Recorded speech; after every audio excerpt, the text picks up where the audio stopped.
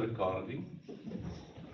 Okay, so it is a pleasure to start this second series of lectures after the lectures of Alessandro Vichi last week. So this week we will have Ilya Gruzberg that will talk about random critical points. Well, it is a pleasure to start this introductory course, and I hope that it will arise a lot of discussion this week. So please, Ilya, you can start. I will be the chairman, so I will check also the chat, and maybe I will interrupt you. I will interrupt you if there are questions from the chat, but in general, then the people can. I think that they can make a question directly. But sure, absolutely. Well, let me thank the organizers for putting together this great program. And I do indeed encourage you to ask your questions as soon as they appear. Sorry, Ilya, I don't see your face. I don't see your, I mean, I see your picture, but not... Well, I see my face, so meaning, okay. I can see it. Hi, Ilya. Hi, Jesper, how are you doing? Fine. So, yeah, sorry, because I see your, I see your picture, but I don't know, like, I like... Well, I have two devices, and I'm speaking on the iPad, so that's why you see my picture. But I have another device, a laptop, which actually shows my video. Okay, that's the problem. Yeah. I definitely see, Ilya. It's all right. Okay. Yeah, now, okay, sorry, because I choose one to see the speaker and they show me one thing. Okay, yes. So you can go. Right. All right. So yes, so I welcome any questions anytime. So please unmute yourself and shout. I also like to be corrected when I make some wrong statements, which I undoubtedly will. So okay, let me say that I was thinking what to do with these lectures, and essentially the goal is to present some survey, a broad survey of various random critical points that, well, unfortunately, the breadth of the survey will essentially have the flip side that the coverage will not be very deep. It's going to be shallow. I will show some examples, but we'll make statements referring to literature, and just I will not be able to derive a lot, right? Okay, but mostly I will be talking about four classes of models: classical spin models, quantum spin models, geometric critical phenomena, and in particular, disordered single particle fermionic problems, which exhibit Anderson transitions. So this seems to be a lot to cover, and indeed, it is a lot to cover. These different systems seem to be quite unrelated, but what I will try to convey is that, in fact, they have a lot in common and share many features, such as multifractality of certain observables that allows to use unified language and theories to describe them. So one disclaimer is that I'm a condensed matter theorist, so I work these lectures are written from the perspective of condensed matter physics, which means in particular that we have a lattice. So we always have a lattice with some lattice spacing A that provides in UV cutoff and regularization. So any theory, any field theory that I will obtain and use, I have no desire, or I don't care if it's renormalizable, if it has a UV completion or anything like that. It's just I don't care, right? Because there's always a lattice. Secondly, there's a finite size of my system, so I always will be working with a system of finite size. For simplicity, let's imagine they have a square. It can be, of course, different aspect ratios. So the lattice inside is very tiny, right? So there's huge dynamical range for the scales that I want to exhibit between A and L. And so this length L serves two purposes. First of all, it provides an infrared regularization for anything I want. And secondly, it also serves as a basic scaling variable. So when I talk about some critical points characterized by scaling of operators or observables, I will have in mind that I can write the expectation value. Sorry, I should. Expectation value of an observable, which scales as a function of L over A over L to some power. And this is the notation I am going to be using for the dimensions of these operators, X as opposed to delta, which is traditional in the conformal bootstrap literature.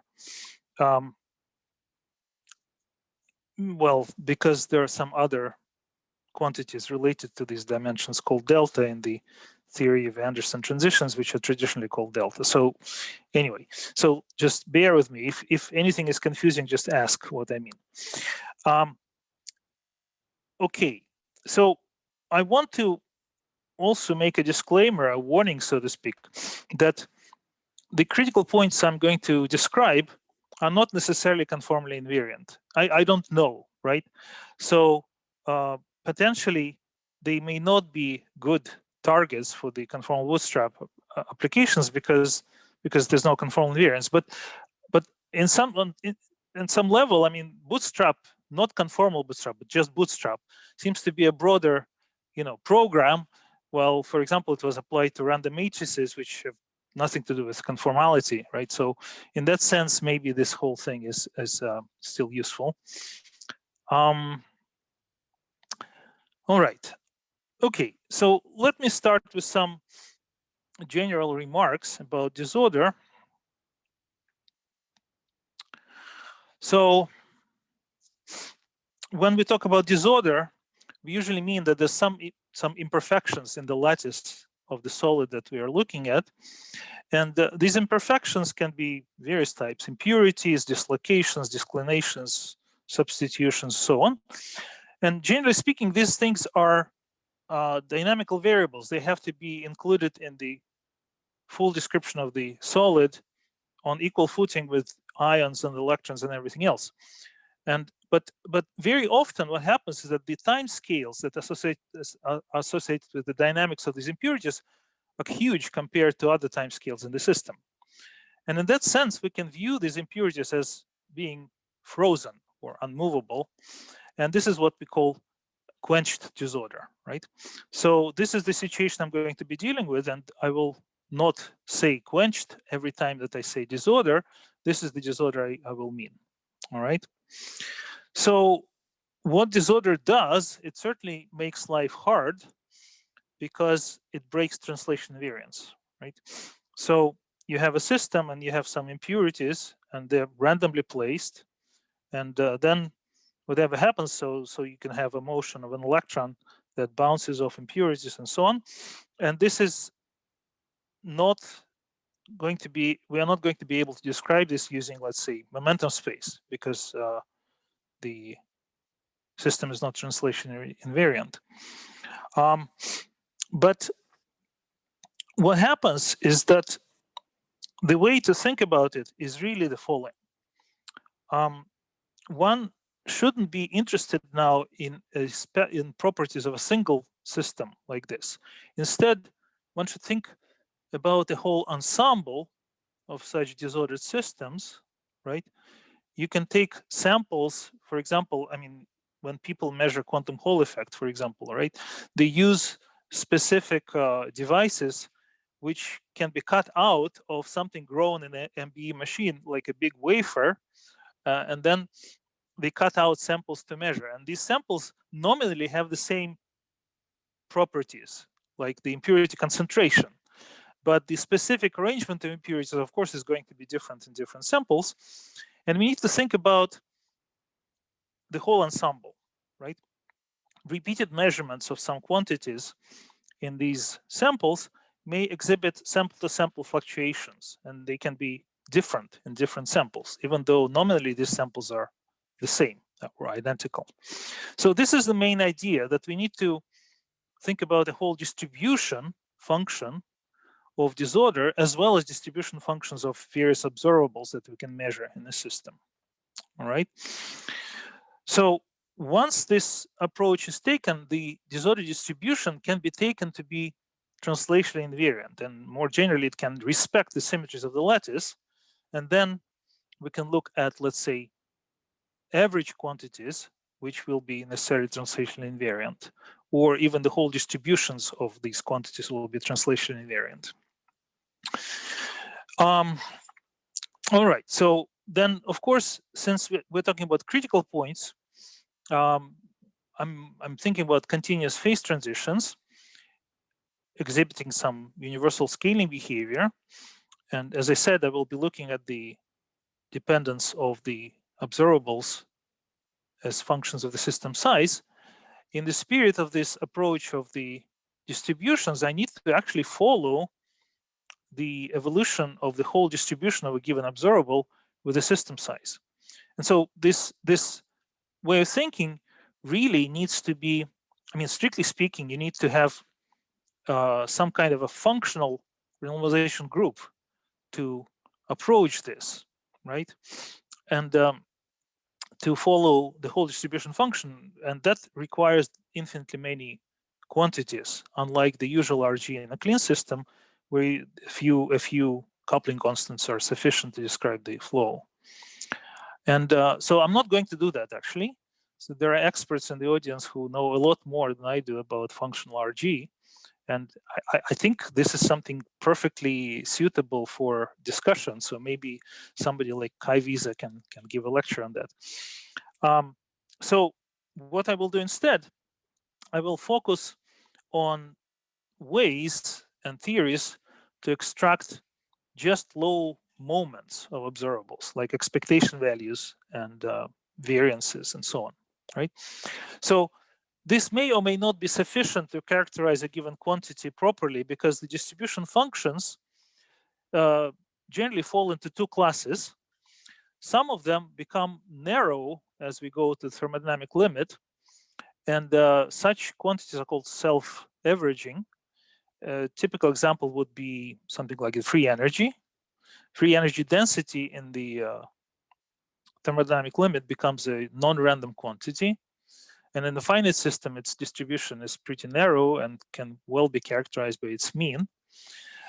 But on the other hand, there are observables whose distributions are actually becoming broader and broader as the system size goes up, right? It's these observables that, in the context of random systems, exhibit multifractality, and this is one of the topics I'll be talking about. So it's not clear whether the ability to compute averages and variances is sufficient, but we'll see. Okay, so the techniques, I'll discuss techniques that allow you to extract low moments, including replica method and supersymmetry. And all right, any questions at this point? All right. So, Are you going to explain how to tell for any given observable if it's going to become self-averaging or not? I don't think there's a prescription to do that. I mean, but what you can typically say is that if there's something that is extensive, such as the free energy, then it is self-averaging simply because it's you can think of the system being broken into pieces, right? Mm-hmm. Oops, what happened? Yeah, here it is. And then you can think of the free, I don't know, what's going on? Once I start writing, okay, then the free energy can be more or less written as a sum of the parts. Well, this neglects the surface contributions, but these are subleading in a sense, right? And so when you have when you consider a sufficiently large system, each block, each subsystem can be viewed as a different member of the disorder realization ensemble. And then we sort of really can use the central limit theorem to claim that if you have a large sum of random numbers like this, the limiting distribution will be Gaussian with the relative fluctuation of the typical size n to the minus a half, where n is the number of blocks, right? And so this tends to be, so in particular, the free energy density, if you divide by the volume, becomes a non-random quantity in the limit. So this is true for extensive quantities, but the quantities like local magnetization, for example, are certainly not of this type, right? And that's where we can see a different behavior. All right. I don't agree. I don't agree with that. If you are near a critical point and your correlation length diverges, then the question of self-averaging depends on the type of the critical point, and there are situations in which the central limit theorem does not work, and you don't have self-averaging near the critical point. So this is certainly correct for some quantities. I agree, right? But I think the free energy is self-averaging even at the critical point. I may be wrong, but this is my that may be, but certainly quantities like the magnetic susceptibility near a magnetic. Yeah. Once you start taking derivatives, all bets are off. That's correct. And so indeed, so for the field where I'm working mostly in terms of disordered electronic systems, it's the transport properties that famously exhibit the universal conductance fluctuations, for example, which imply that these are not self-averaging quantities. So I think, roughly speaking, the distinction is between something that is extensive versus something that is local, right? Excuse me. So hi, I'm Jesper. So maybe the following comment is useful. So if you take a one-dimensional Ising model, just a one-dimensional, and with some arbitrary distribution of the coupling constants, it's possible to express the spin-spin correlation function, and it turns out to be a product of random numbers. Okay, so it's pretty clear that a product of random numbers cannot be self-averaging in the same way that a sum of random numbers would be. Sure, absolutely. All right. So, well, what I wanted to say really is just there are two classes of things. Some of them are described by narrow distributions and some of them are described by broad distributions, and we have to distinguish them. Okay, let me now start with describing the first class of models that I want to consider. These are essentially classical spin models given by some Hamiltonians of the type of this form. So I'm going to be quite generic here. So SI here stands for some classical variable spin, right? Which is, oops.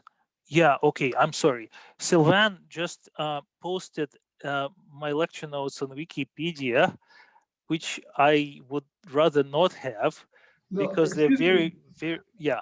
No, that's not what I did. I mean, I'm taking notes, which I call wiki notes. Oh, okay, sorry, yes. Okay, yeah, I forgot to mention that I am typing notes of these lectures as I go along, and these are in a rather, rough form for now. The first parts are fine, but then as we go along, they're not yet polished. So I do plan to update them and bring them to a much better shape eventually, but not for tomorrow, for example. So please don't post this anywhere. All right. So yes, so the spins here are just some classical objects. They can be plus minus one, like the Ising model, or they can be unit vectors in ON model. So it can become, it can be sort of a part of a sphere. It can be plus minus one, various options, right? The main point here is that let's think first about the classical clean system. So what we know about the clean system is that these models exhibit some symmetry breaking, or may exhibit some symmetry breaking at low temperatures. And then the symmetry of the Hamiltonian G can be broken down to something smaller, which is a subset. And the universality classes of the whole clean system, or transitions in the clean system, are specified by the symmetry breaking pattern and the dimensionality of the system, right? So these are the two things that people usually care about. Now, to specify a disordered system, we need to also include the distribution functions of the random couplings, which in this case include, sorry, let me actually first drop this subscript here. All the random fields and all the random bonds. So the random bonds are the objects here, the coefficients multiplying the the products of spins, and random fields multiply the individual spins on sites. Well, okay, so one can consider very exotic and complicated situations when the random variables here are correlated in some way, or long ranged or whatever. But the most natural assumption that sort of underlies the picture of frozen impurities is that there are very little correlation between the bonds, different bonds, and between fields and bonds and so on. So typically we would say that Jij are IIDs, independent, identically distributed random variables. And so there's a single distribution that characterizes them, which I will call P sub j of j, or maybe Jij. And Hi are also IIDs. So there's another distribution specifying the distribution of random fields.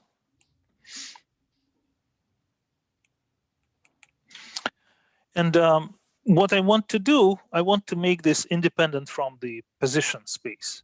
The bonds, all the bonds are equivalent in the sense that they're drawn from the same distribution, and all the fields are equivalent, being drawn from the same distribution.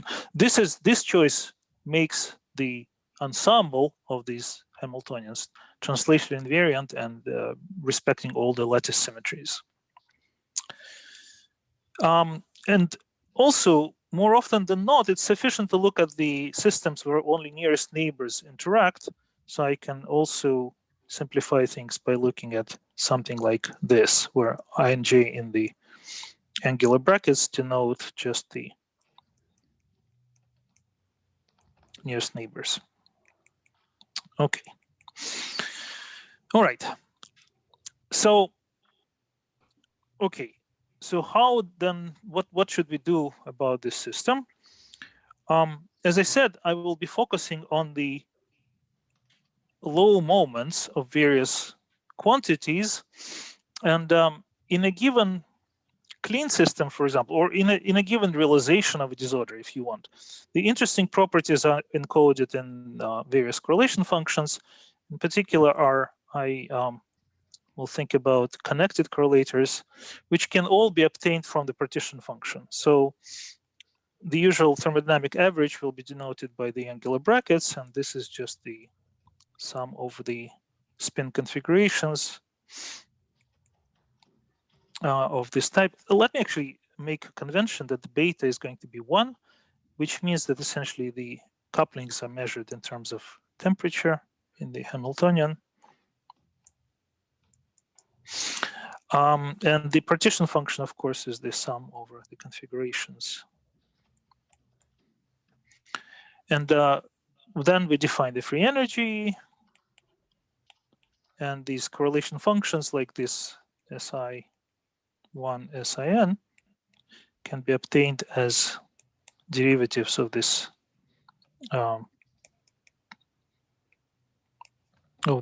free energy with respect to the magnetic fields acting on the spins locally. Then after you've taken these derivatives, you can of course set the fields to 0 or whatever you want to do.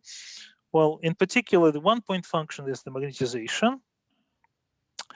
And well, okay, let me supply it with the index I, because in principle, in a disordered system, this will be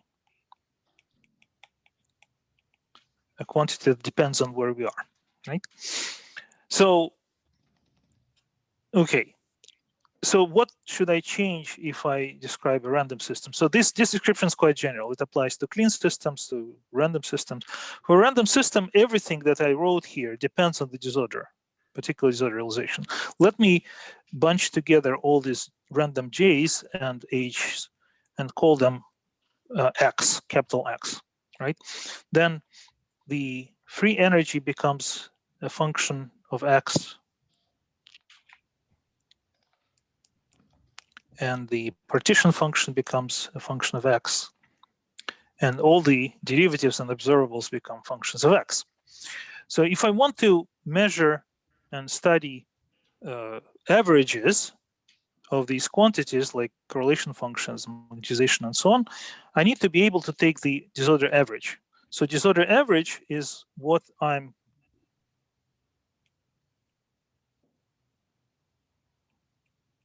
going to care about, and I will denote it by the overbar.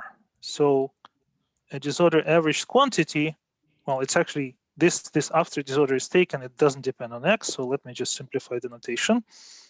So this is the disorder average. So this is minus log Z average, and it's some functional integral. So well, or multiple integral if you want, over the disorder realization. So the disorder is specified by some distribution function, and I average this log of the Z over this disorder, right? That's what I need to do. And this presents difficulties, of course. Any questions? No? Okay, before I start explaining how we deal with this, let me mention that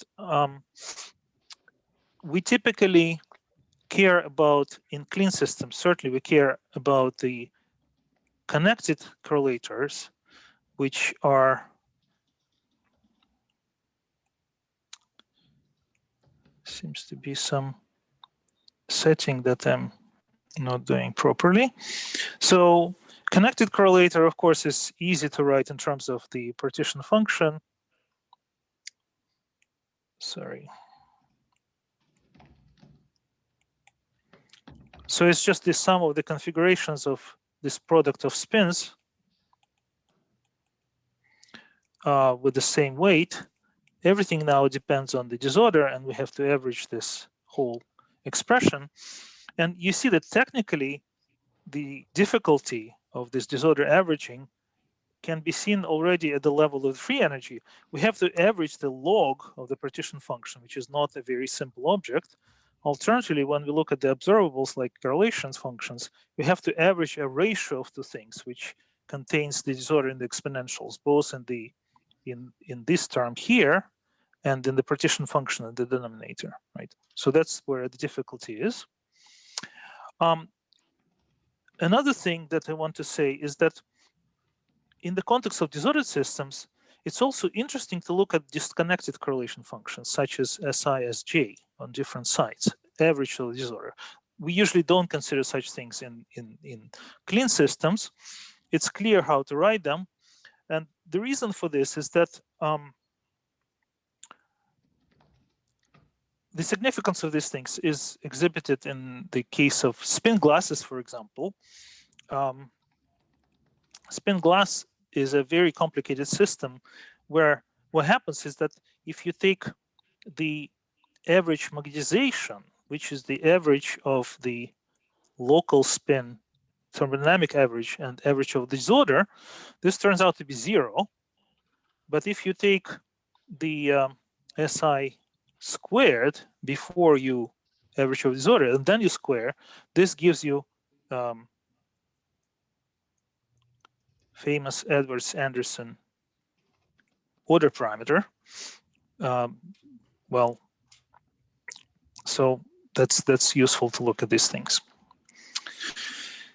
Okay, so what are the types of questions we want to now be concerned with? So disorder, once added to a clean system, can lead to profound changes. And this is where things become interesting. So some types of disorder can even destroy ordered phases, and that's one of the issues. Typically, whether disorder does that or not is answered by some simple argument called Imry-Mar argument that can be put on rather rigorous footing. In some other cases, the disorder brings in new phases, such as the spin glasses that I mentioned. But since we are mostly interested in the critical phenomena, then the disorder should first of all be analyzed with respect to whether it's relevant or irrelevant at clean critical points. And secondly, if it's relevant at a clean critical point, where does it lead? What happens to that critical point if we average when we add the disorder?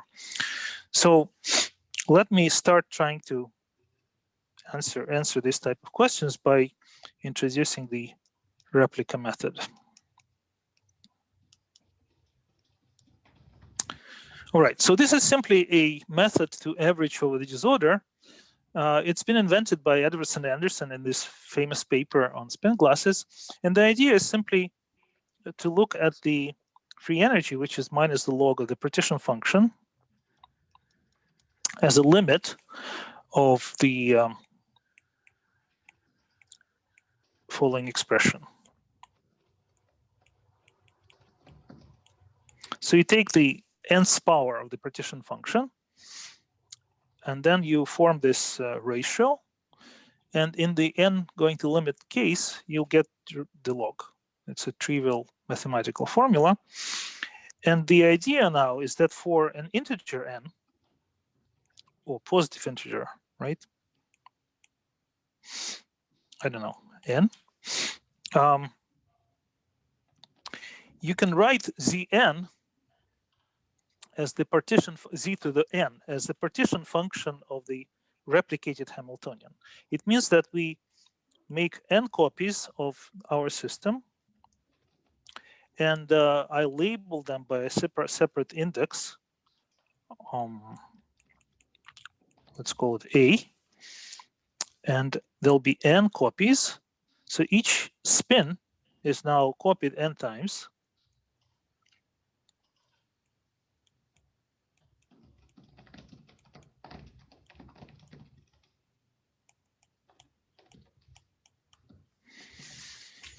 And well, the way it's written here, these replicas do not talk to each other at all, right? So these are, independent copies of the Hamiltonian. And so certainly when we trace out all the spins and in the e to the minus hn, we'll get zn, right? So this is what I mean by this. So this is simply minus, so let me use this trace schematically. I mean, it's not a quantum trace, it's just the summation over all the configurations of the classical system. Well, so this is potentially doable, but what's more important is that we can average over the disorder in this particular case. When n is integer, we can certainly look at the average of this quantity. And this average can be relatively straightforward to perform, right? It's just a single exponential with the sum of terms in the exponential that include the disorder. And so we can hope to average this over the disorder. And so once we now do this, we can try to have some leap of faith, maybe, to say that this can be continued, analytically continued to other values of n, non-integer values of n, and in particular, we can take the limit n going to 0, right? So then the annealed free energy, or disorder average free energy, sorry, quenched free energy, will be just recovered as the limit of n going to 0 of this ratio. So that's the essence of the replica method. Then various correlation functions are easily recovered as well. So if you have some observable that you want to average over the disorder, this is going to be the limit of n going to 0 of the usual thermodynamic average of a single replica in this function, in this ensemble specified by Zn, and then you take n to 0. So A is a specific replica, anyone, doesn't matter which one. If you want a connected correlator, then you'll have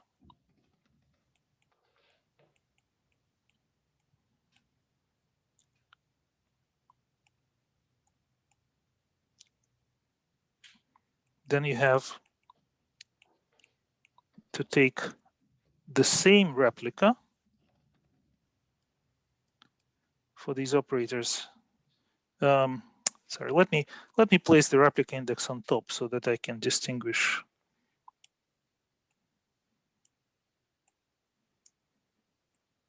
operators here.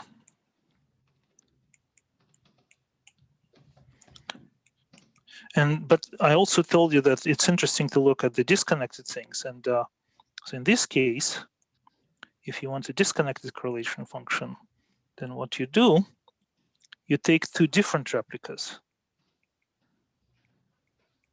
So you take O(A1)(A1) at R1 and O(2)(A2) at R2.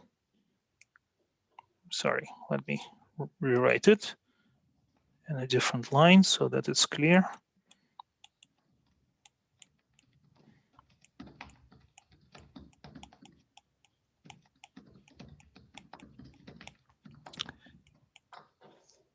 And A1 has to be different from A2. All right. Okay. This seems to be fine, and you know, certainly formally it seems to be working, except for the following subtlety. Nobody told us that this limit exists, that it's unique or whatever. I mean, the nature of these functions may be quite complicated, and it's not guaranteed that we can analytically continue. So what happens, practically speaking, is that if you work in some kind of a perturbation scheme, perturbation theory, then results that you obtain are analytic in n. They can be polynomials in n, for example, and then they're easily continued to any values of n. But in a general situation, we don't have any proof of this property. And so what is sort of maybe related is that this method is sometimes called replica trick for being not very well defined. And people continue to debate whether this can be used to obtain non-perturbative results. So there's a famous, you know, case when this replica method leads to very, very complicated and fascinating results. And this is those spin glasses that I already mentioned. So what happens is that if to switch, if Pj of j is broad, or if the lattice leads to frustration in the system, then the system does not order. It goes to this phase where locally spins are pointing in some random directions, and there are many metastable, you know, equilibria and so on. So there's very complicated physics. But from the point of view of replica method, what happens is that you can formulate a mean field theory of this system. And in this mean field theory, or Sherrington-Kirkpatrick model, the replica symmetry between replicas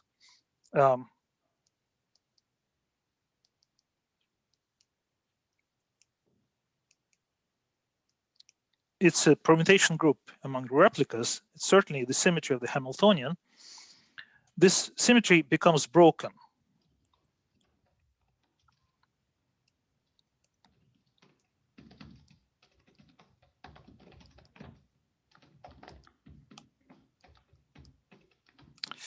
And different models exhibit different patterns of symmetry breaking, but this Sherrington-Kirkpatrick model exhibits very complicated so-called Parisi solution where the replicas are broken hierarchically, and it's really a very complicated way.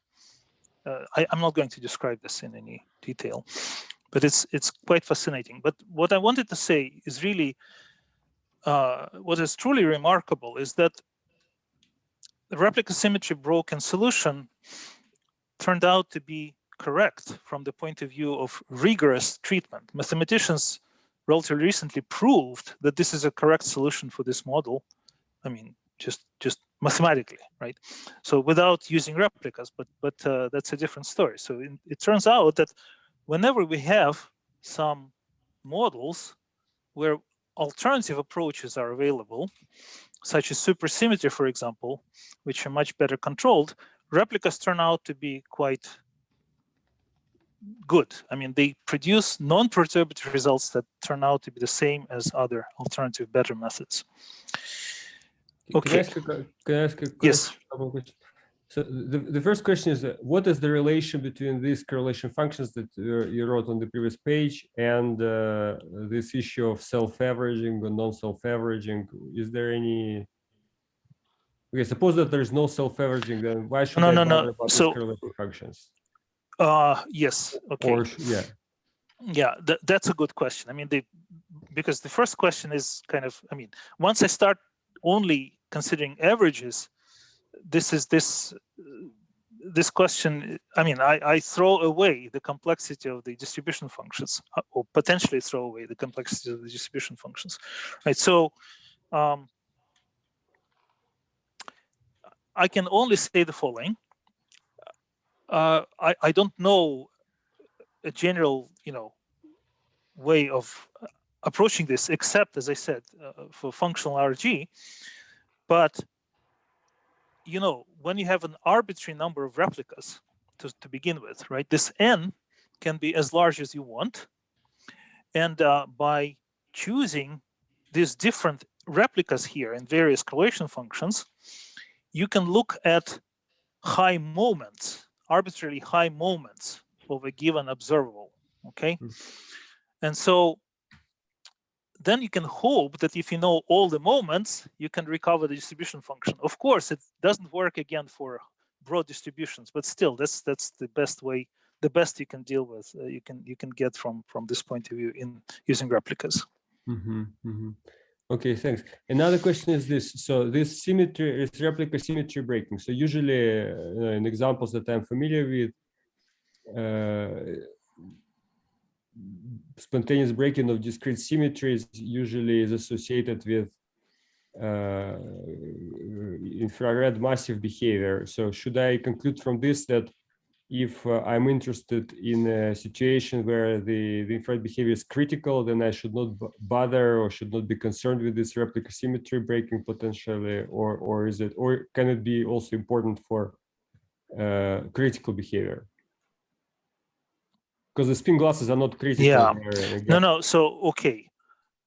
So I hope somebody else can answer this question. Let me just mention something that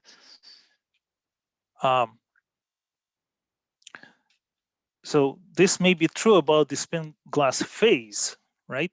However, these models exhibit different phases. So you can easily cook up a model where you will have ferromagnetic phase, paramagnetic phase, and the spin glass phase, okay?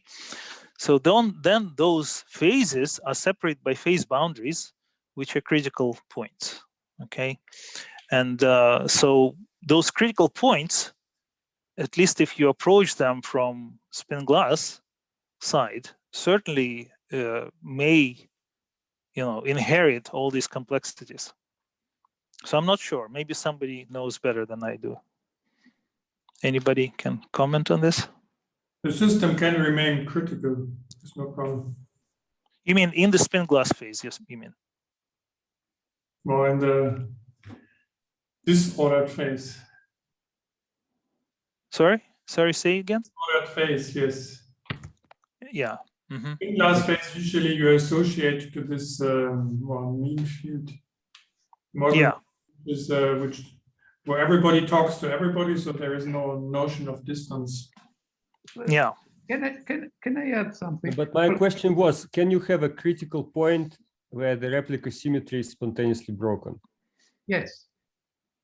Yeah, well, that was it would, maybe once someone can post an example on Slack later on. That would be interesting.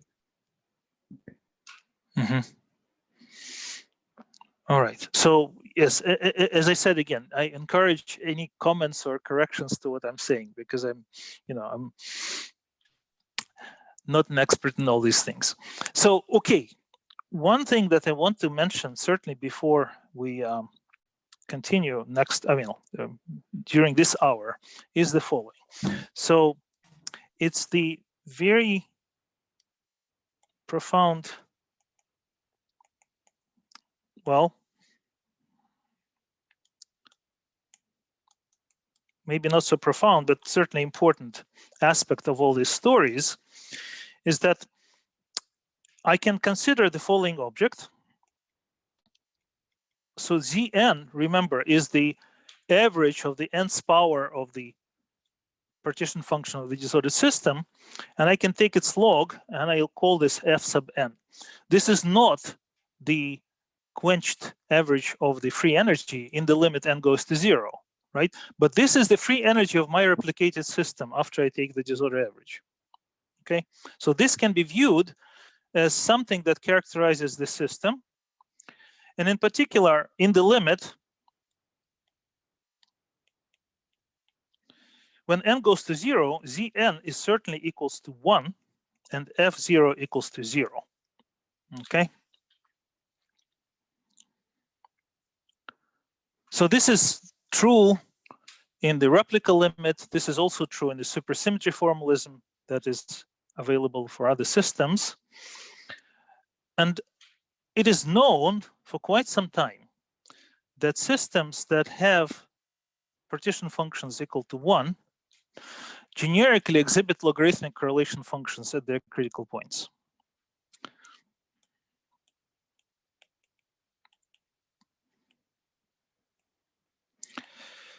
So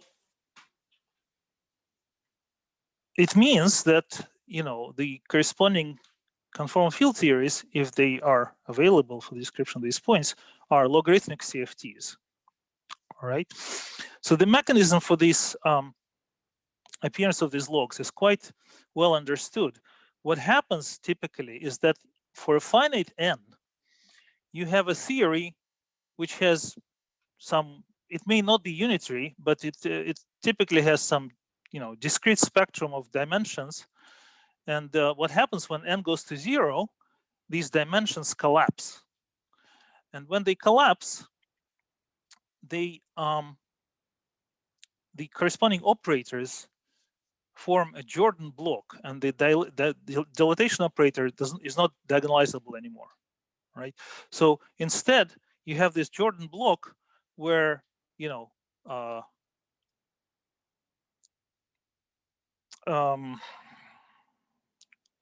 well, okay, maybe I should say that this is very similar to what happens when you study ordinary differential equations using Frobenius method, series expansions.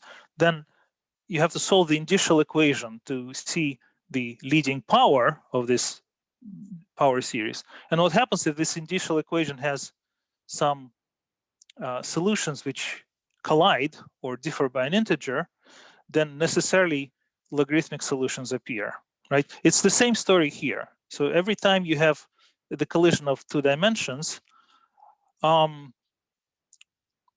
you get the same phenomenon. It's slightly different, of course, in the following, that just colliding the dimensions may not lead to this story, but what happens simultaneously that also the various critical amplitudes and OP coefficients also become degenerate or vanish in these limits, and that's what allows you to take the limit and exhibit the logs. So I hope I can explain this when I come to the supersymmetry later. That is somehow more transparent, in my opinion, than the supersymmetry formalism. one important thing to notice is that actually, to make this argument about the appearance of the logs, one has to have some non-trivial internal symmetry of the problem. In the replicas, it's always provided by the Sn, the permutation symmetry. And in the supersymmetry, it's just the supersymmetry itself. But what happens is that the representations of these groups that describe the operators become indecomposable in these limits. And so this is where this Jordan structure is also quite clearly seen. So what I'm trying to say here really is that once we hope, if we hope to apply any of the conformal bootstrap techniques to these kind of models, we certainly need to face the issue of the non-unitarity, all right? And in 2 dimensions in particular, what happens is that these logs are closely related to the vanishing of the central charge of the theory. So once we have f equals 0, it immediately follows that c is also equals to 0, right? You can think about this as either a finite size correction to the free energy in a finite system, or the variation of the vanishing of the expectation value of the stress energy tensor as a variation of the free energy with respect to metric. All right. One other thing that I wanted to mention about these type of models, and I already said that, let me just formalize it a little bit, is the appearance of multifractal observables.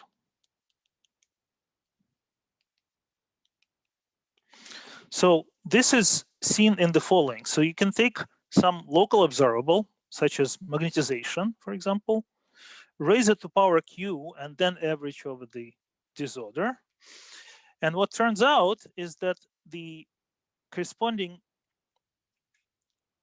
moments, these moments exhibit scaling with independent exponents, x sub q. These exponents are called multifractal exponents. And it's a big subject. Again, I'm going to cover it much more in terms of the Anderson transitions. But the basic property here that I want to stress is that these exponents turn out to be convex functions of q. So a typical, picture of this x of q is that it's something like this. Okay. So in particular, for sufficiently large positive or negative q's, these dimensions become negative. Okay. So that's certainly not possible in a unitary field theory. But it doesn't mean that it's unphysical. When I have as I said, I have the infrared regularization in terms of the system size, having these negative dimensions simply means that these moments grow as the system size grows. And it means that the distribution function of this observable becomes broader and broader when I go to the thermodynamic limit. So that's exactly the connection between the non-self-averaging and multifractality that I want to stress here. Can I ask a couple of questions at this point? Yep. So the first thing is that once these things start behaving depending on the system size, is there like a physics reason to believe that these exponents xq are going to be universal and say not vary depending if you put the system like on a square box or in a round box or in any other box? The moment things depend on what happens at large distances, shouldn't there be like huge dependence on the infrared and yeah? Well, again, I'm afraid to make general statements. In the context which I'm familiar with, the Anderson transitions, the corresponding quantities are simply moments of the wave function amplitudes, and these can be studied simply by integrating the whole thing over the whole sample. And I don't think it does depend on where you are. I mean, typically, what you may worry about is the presence or absence of boundaries but that's a separate issue. I don't want to discuss it right now. So, I mean, if you think of putting a system on a torus or other geometry like that, then I don't think it depends on anything but the system size. And another question that I had at this point is that, so when you have this situation like that these powers q, they correspond to different exponents. So how should we describe this in a field theory approach? So you showed that in a field theory, at least when we use replicas, then these powers, they just correspond to introducing these different replica fields, sigma 1, sigma 2, sigma q. Or should I just think that my spectrum of fields becomes very, very large and there are all these fields having different exponents? Yeah, can I use field theory language in such a situation? Well, I mean, so not being an expert in field theory, I should probably avoid any comments and somebody else may be answering. But I think you should be able to use field theory to do that if you accept that your field theory is non-unitary. I mean, it should not only be non-unitary, but it should have now a huge number of extra fields to accommodate all these extra exponents. That yeah. So before Kai jumps in, let me not Kai. Sorry, it's Jesper. Sorry, I just wanted to say one thing. So you might think that these operators that have negative dimensions, I mean, they're certainly relevant in the usual sense. However, what saves the day is that these guys never couple to your action or the Hamiltonian. They never appear in the Hamiltonian. And in some sense, the system seems to be stable. It doesn't suffer from the presence of these operators, but they're there if you measure the appropriate quantities. Because they charge under Sn, that's why they don't appear in the Hamiltonian, right? Sorry? These extra operators, they are charged under Sn. In the context of the field theory, if you started with an Ising model, then you end up with n replicas of the Ising model. So you end up with an n component order parameter in your field theory. And you can calculate all these correlation functions and random averages using that n component field theory, and at the end send n to 0. So your field theory, for example, for an m component spin problem is an nm component spin problem, which is not O and M. It has cubic-like terms in the field theory, but everything can still be done within the framework of the general field theory of nm component spin problems.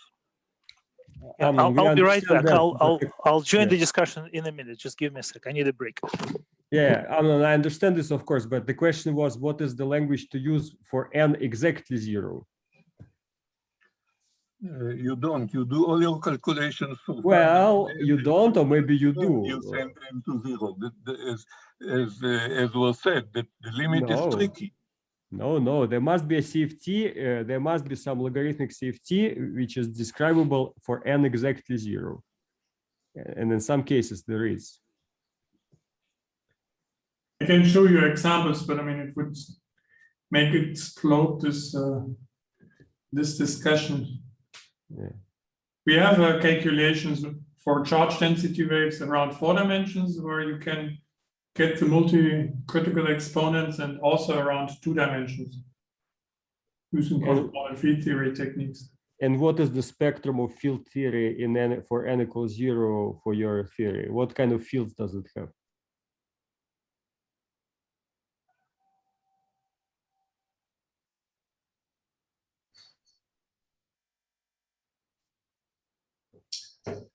It should have a ton of fields. It should have a ton of extra fields.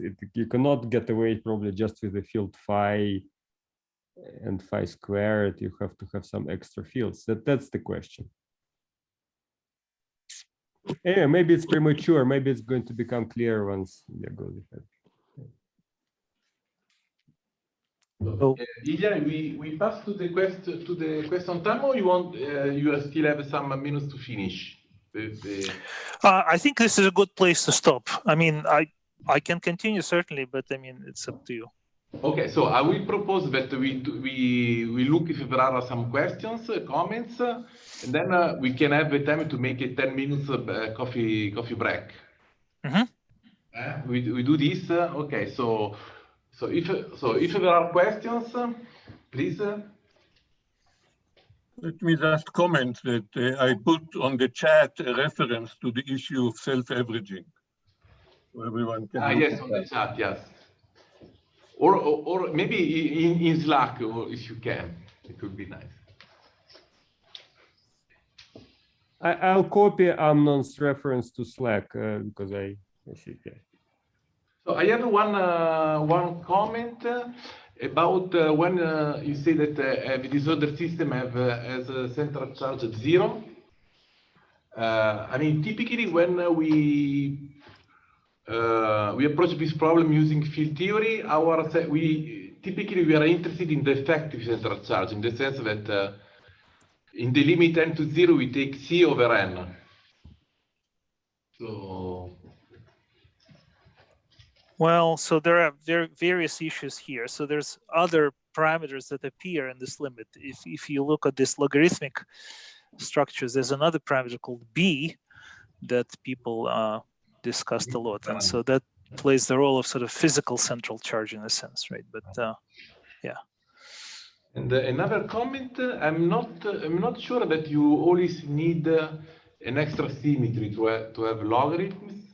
I think this week we'll discuss about it will come out, but from a limit in Virasoro theory, you can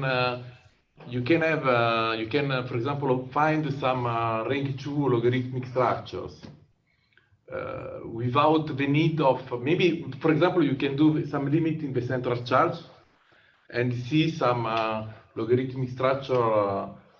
So you don't need the simultaneous conspiring of the amplitudes, you're saying, or so usually, I mean, yes, it's true, yeah. You do need that, right? Yeah, but I do not need a greater symmetry, let's say. I can.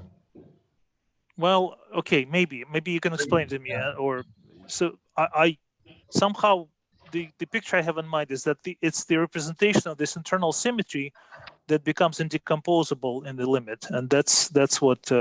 This is a mechanism that but for example, Cardinal pointed out. All right.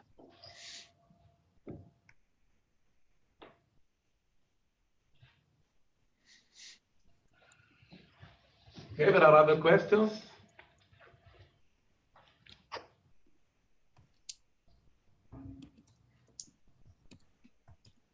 Okay, so if not, we can take a coffee break, and we see here in let's say 26 minutes. Sure, sounds good. Sounds good. Okay, let's have a break. Thanks. Yep. Thank you. 25, tu dis? We start at 30. J'ai dit 25th. I stop. Sylvain, I stop the recording or not? Yes, you have to stop it, please.